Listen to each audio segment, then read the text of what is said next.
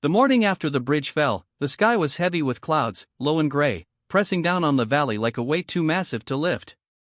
Rain had started early, a cold, relentless drizzle that soon grew into sheets lashing the hillsides. I stood at the edge of the creek where my bridge had been, staring at the jagged remains of splintered wood and twisted metal, and felt a fury simmer in my chest that I could neither name nor tame. The bridge wasn't just planks and nails, it was decades of my family's sweat and care, a lifeline that connected my land to the world, and now it was gone. I tightened my jacket against the wind, feeling the mud suck at my boots, and called my lawyer, Rebecca Kane, whose voice was always sharp, cutting through the fog of bureaucracy like a scalpel.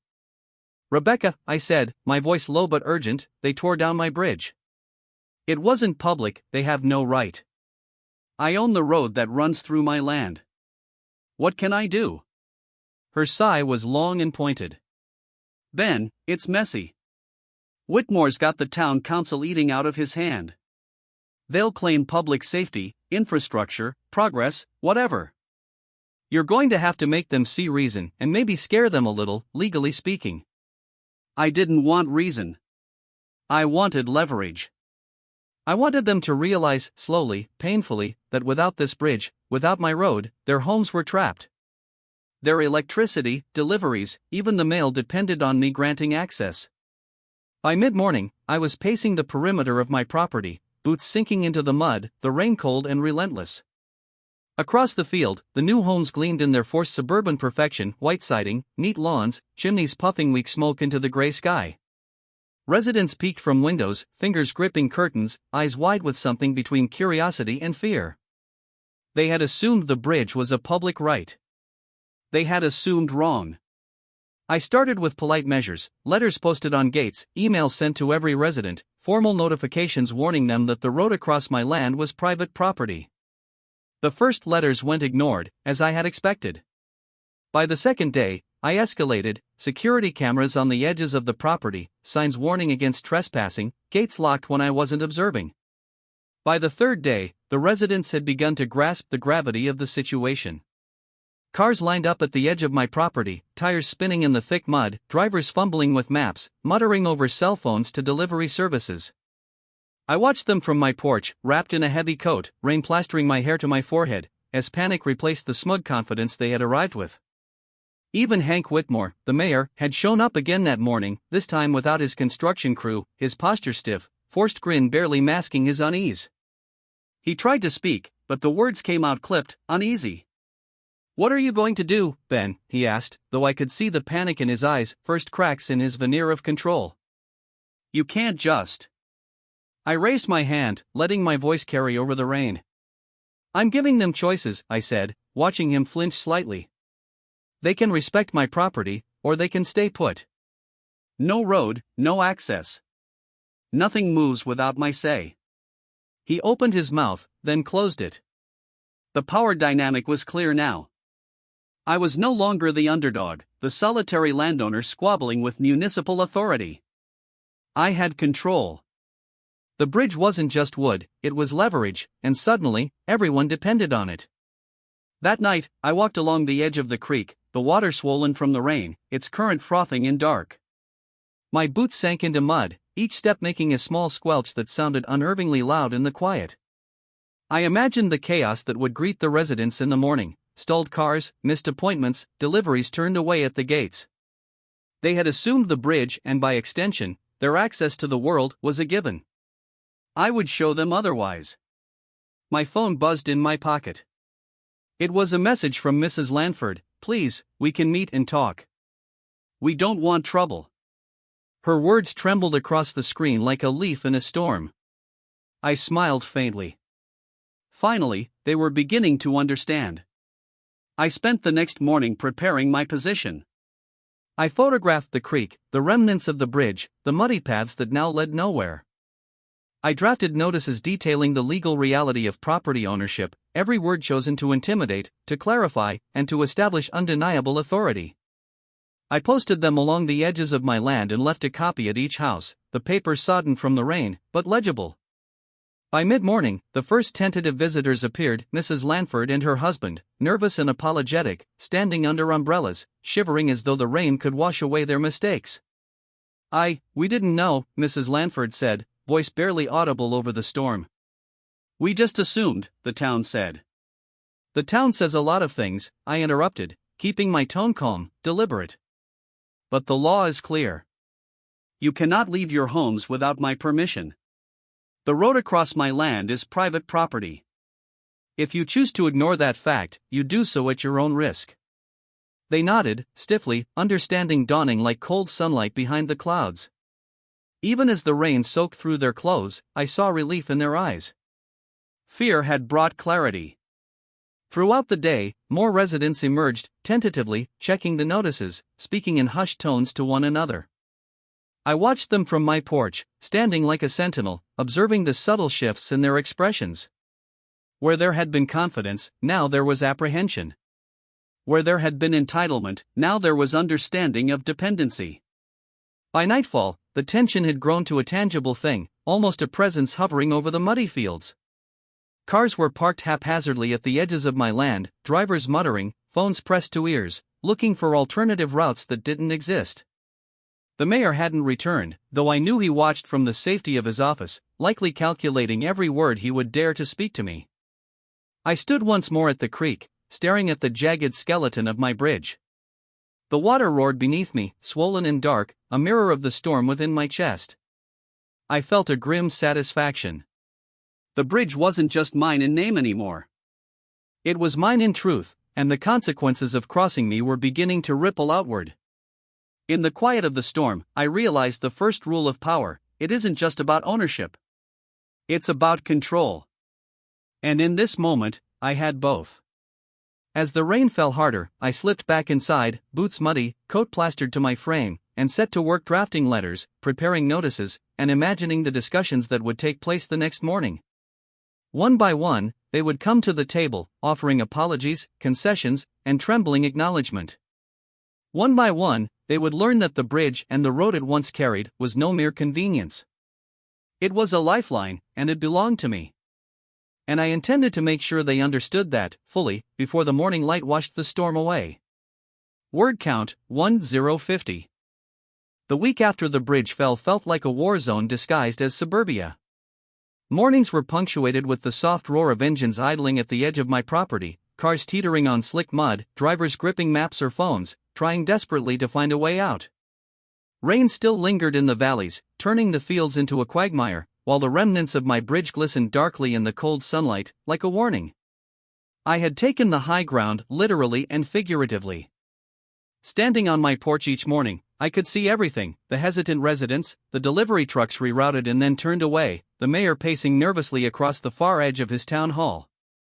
Each glance I cast down the hill reminded me that I held the lifeline to their homes, their routines, and their fragile sense of security. By the third day, it became obvious that polite notices weren't enough.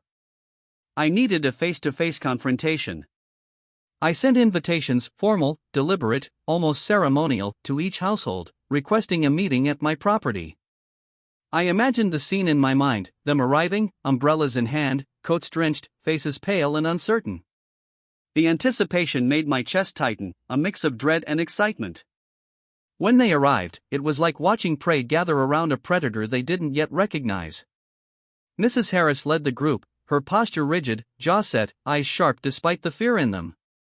Mr. Sims followed quietly, his hands stuffed in his pockets, lips pressed thin. Even Hank Whitmore, the mayor, lingered behind, arms crossed, trying to mask his panic under a veneer of civility. I gestured toward a cleared space near the edge of the creek where my bridge had stood. "Thank you for coming," I said, my voice calm but commanding. "I've called this meeting to discuss access to the road across my property. Let's be clear, you need it. I own it. And until terms are agreed upon, you will have no access at all." The air grew taut, thick with the scent of wet earth and fear. Mrs. Harris opened her mouth, then paused, swallowing. "You can't do this," she said finally, her voice shaking despite her effort to sound firm. "The town approved our homes." The bridge was never public," I cut in, voice steady, precise. "My family built it. The road runs entirely across my land. Municipal approval doesn't override ownership. That's a simple fact of law. You are welcome to live in your homes, but you will follow the rules for access, or you will remain where you are indefinitely." A murmur ran through the group. I watched the fear creep across their faces, subtle at first, then unmistakable. They were realizing the magnitude of their mistake, the assumption that land ownership was irrelevant, that infrastructure trumped property rights. Their dependence on me was absolute. Mr. Sims finally spoke, his voice low, almost resigned. "And if we don't agree?" "You stay home," I said. "No deliveries. No services. No road. Your utilities are routed through my property. If you want them to function, you'll comply. This isn't punishment, it's a reality." The silence that followed was heavy, suffocating. Rain tapped rhythmically on the umbrellas, a soft percussion underscoring the tension. Each resident felt it, the precariousness of their situation, the weight of dependency, the power shift they had underestimated. Over the next several days, I formalized the arrangement. Access would be granted, but only under strict conditions: maintenance fees, adherence to property boundaries, and explicit respect for my land. I drew lines in the mud, installed gates that could be locked remotely, and positioned cameras at strategic points. Each resident had to sign an agreement acknowledging the private nature of the road and their obligations. The effect was immediate. Deliveries were rerouted to the far edge of my land, where gates marked entry points. Mail trucks stopped mid-route, turning back with hurried apologies. Even the local utility crews were forced to wait for authorization. Every interaction reinforced the truth: control over the road meant control over access, and control over access meant control over their lives. Hank Whitmore called me at night, his voice a mix of anger and disbelief. "Ben, this is blackmail," he said, pacing in the background. "You can't just hold people hostage over a road." "I'm not holding anyone hostage," I replied evenly. "I'm enforcing property rights. There's a difference. One is illegal, the other is inevitable." He didn't respond immediately. I imagined him running through city codes, zoning laws, public works statutes, trying to find a loophole. But there was none. Legally, the road was mine. Morally, the situation favored me as well. And psychologically, I had them. By midweek, the residents had begun approaching me individually. Mrs. Harris was the first, offering an apology tinged with desperation. We didn't understand. We thought the bridge was public. Please, tell us what we can do." I outlined their responsibilities clearly, detailing maintenance schedules, access fees, and strict adherence to boundaries. Every rule I set was reasonable but uncompromising. I watched them nod, their faces pale, realizing that resistance was futile. Fear had given way to understanding, and understanding to compliance. One afternoon, the rain eased, leaving the air thick with humidity and the scent of wet soil. I walked along the perimeter, observing the residents as they adjusted to the new reality. A moving truck had arrived late, its tires slipping in the mud, and I simply stood by the edge of my land, watching as the crew hesitated, uncertain how to proceed. Finally, they called me. I approached, arms crossed, umbrella in hand, and gave instructions. Every movement, every word reinforced my authority. Even the children, who peeked out from behind curtains or rode bikes along the sidewalks, felt the shift. Where once the bridge had been a simple passage, now it symbolized rules, order, and control. I saw it reflected in their eyes: hesitation, calculation, the budding recognition that the world was not without consequences. By the end of the week, a tentative equilibrium had settled. Residents followed the rules, maintained their sections of the road, and respected my boundaries. Each time a car passed, I watched from my porch, a silent guardian. Every glance toward my property was accompanied by a subtle acknowledgement of the power I held. The mayor, though still simmering with indignation, avoided direct confrontation. The town council sent letters expressing concern, but none dared to challenge me publicly. That night, I stood once more at the edge of the creek, listening to the water rushing over the shattered remains of the old bridge. It had been a catalyst, a turning point. The chaos, the confrontation, the fear, it all had a purpose. I realized then that the bridge had never been just wood and nails. It was a symbol of authority, a reminder that a single road could dictate the flow of life for many. In the quiet, I allowed myself a small, almost imperceptible smile. The residents had learned, slowly, deliberately, that power comes from truth and preparation, not brute force. They had assumed entitlement, only to discover the reality of ownership. And in that discovery, the balance had shifted. Tomorrow would bring more challenges, perhaps complaints, perhaps subtle attempts to bend the rules, but for now, I had control. The road was mine. The bridge, rebuilt or not, was irrelevant compared to the leverage I held. And as the rain eased and the clouds began to thin, I understood that the lesson they were learning would not be forgotten. Control, I realized, was not given. It was earned, or in this case, seized. And I had both the road and the awareness to maintain it. Winter arrived like a thief in the night, swift and silent, blanketing the valley in frost and snow. The creek that had once carried the splintered remains of my bridge now ran dark and icy, its waters partially frozen, reflecting the gray sky like a dull mirror. The mud I had trudged through weeks ago was now a sheet of slick ice and compacted snow, and the air carried that familiar bite that made every step cautious, deliberate. I walked along the perimeter of my property, boots crunching against the hardened earth, surveying the landscape with the keen eyes of a general observing his territory. The bridge had been rebuilt. Not the old, fragile wooden structure that the town had destroyed, but a stronger, taller span, reinforced with steel and treated timber. It wasn't a gift, it was a necessity. They needed access, and I needed leverage. But standing on its deck, feeling the cold wind cut across my face, I realized it symbolized something more. It wasn't just about power anymore, it was about the understanding that respect and boundaries were worth more than fear alone. The week leading up to this had been a tense ballet of logistics and subtle intimidation. I had maintained patrols, cameras, and gates. Each resident had come to me individually, one by one, their voices low, hesitant, as they offered apologies, explanations, and assurances of compliance.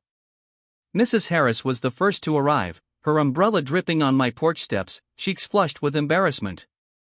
"We didn't realize," she said, glancing nervously toward the reinforced bridge. "We thought, we assumed. We won't make that mistake again." Her words were sincere but tinged with the anxiety of someone still learning the weight of dependency. I nodded, deliberately slow, letting the moment settle like frost on the branches around us. "Access will be granted," I said. "But the rules remain. No deviations. No exceptions." Even Hank Whitmore, the mayor, had appeared that morning, standing stiffly near the edge of my property, hands shoved deep into his coat pockets. I met his gaze without hesitation. He opened his mouth, likely to argue, to reassert some semblance of authority, but the sight of the new bridge, sturdy and unyielding, made him pause. This is unnecessary," he muttered finally, his voice betraying the tension he could not conceal. "It's necessary," I said, voice carrying over the crisp winter air. "For them and for me. Control is not about cruelty, Mr. Whitmore. It's about clarity. About boundaries. About consequences." He swallowed, and for the first time, I saw uncertainty flicker behind his practiced mask of composure. He had tried to assert power before. Now, he was confronted with a reality he couldn't manipulate. The town's authority was meaningless where ownership and control were absolute. The residents gathered at the rebuilt bridge for what I called the formal reconciliation, a meeting that would cement not just access but respect. Snow fell gently around us, dusting their heads and shoulders, blanketing the landscape in a pristine white that made the scene feel both ceremonial and severe. The wind cut at their faces, carrying with it the faint scent of pine and the sharp tang of ice. I spoke plainly, deliberately, letting each word land like a stone dropped into still water. "You now have access to the road," I said. "It comes with obligations, maintenance, adherence to boundaries, and respect for property. Any deviation will have consequences. This is fairness, not punishment. And it is non-negotiable." One by one, they nodded. Their expressions were mixed, a cocktail of relief, recognition, and lingering resentment. I allowed a small, almost imperceptible smile to curl my lips. Fear had taught them caution, but understanding had cultivated respect. That was far more durable. Mrs. Lanford stepped forward hesitantly, her gloves fidgeting with the edge of her scarf. We understand," she said softly. We've learned our lesson. The road, the bridge, we appreciate your patience and your firmness." I let her words hang in the cold air. They weren't just acknowledgments, they were admissions of a hard truth: life rarely accommodates assumptions. Progress doesn't disregard property rights. And when someone ignores the rules, consequences are inevitable. Over the following days, the rhythm of life around my property settled into a tense but steady cadence. Cars passed cautiously over the bridge, drivers' eyes flicking toward me as though checking for approval. Deliveries were scheduled and rerouted with exact precision. Utility crews operated under strict supervision, and every interaction reinforced the understanding I had instilled: respect for boundaries was mandatory, not optional. Even the children, who had once raced across the old bridge with reckless abandon, now approached with measured steps, curiosity tempered by the awareness of consequence. Their parents' lessons had extended naturally, silently, across generations in a matter of weeks. The bridge had become more than a structure, it had become a symbol, a tangible representation of authority, ownership, and the responsibility that comes with it. Hank Whitmore remained a shadow in the background, visiting occasionally under the guise of municipal oversight. But I could see the wariness in his posture, the subtle hesitation in his voice when he addressed me. The town council sent letters expressing concern, but none challenged the reality I had established. Ownership was clear, boundaries were enforced, and the residents, now compliant and cautious, had little reason to involve higher authorities. One evening, I walked across the bridge alone, boots crunching against the frost-hardened planks, snow swirling around me in lazy spirals. The creek below roared softly beneath the reinforced structure, the sound like a heartbeat echoing through the frozen landscape. I allowed myself a moment of reflection. The bridge was no longer merely a path across water, it was a testament to lessons learned, power exercised responsibly, and the enduring truth that control must be understood before it can be respected. I glanced at the homes perched above my property, their windows glowing warmly against the encroaching night. The residents were inside, safe and secure, yet aware of the conditions that allowed them to remain so. They had built their lives on assumptions, on promises, on infrastructure that they believed was inviolable. And they had discovered that reality does not yield to belief, it bends only for those who understand its rules. In that moment, I realized something fundamental: power is not about dominance or fear. It is about clarity, boundaries, and consistency. It is about demonstrating that the world is structured, that actions have consequences, and that respect is earned, not demanded. The snow continued to fall, softening the landscape, turning the mud and frost into a pristine, silent world. I stood on the bridge, arms resting on the railing, looking at the path that now linked me to the main road, to the lives of the residents who had once underestimated me. I felt a quiet satisfaction, not of vengeance, but of justice, measured, deliberate, and absolute. From that day on, the road remained mine. The bridge, a rebuilt monument of timber and steel, was no longer just a crossing but a symbol of legacy and understanding. The residents, those who had once assumed entitlement, never forgot who held the path. Each glance toward the bridge, each careful navigation of the road, was a reminder of the lesson they had learned: boundaries define freedom, respect sustains access, and power exercised with precision endures. Sometimes, I thought, the most potent bridges are not those built of wood and nails, but those built of understanding and consequence. And as I looked back at the homes above my land, their lights flickering gently in the snowy night, I realized I had won something far greater than control: I had earned lasting respect. And in the quiet hum of the winter night, as snow drifted softly across the creek, I knew that respect, once earned, is permanent.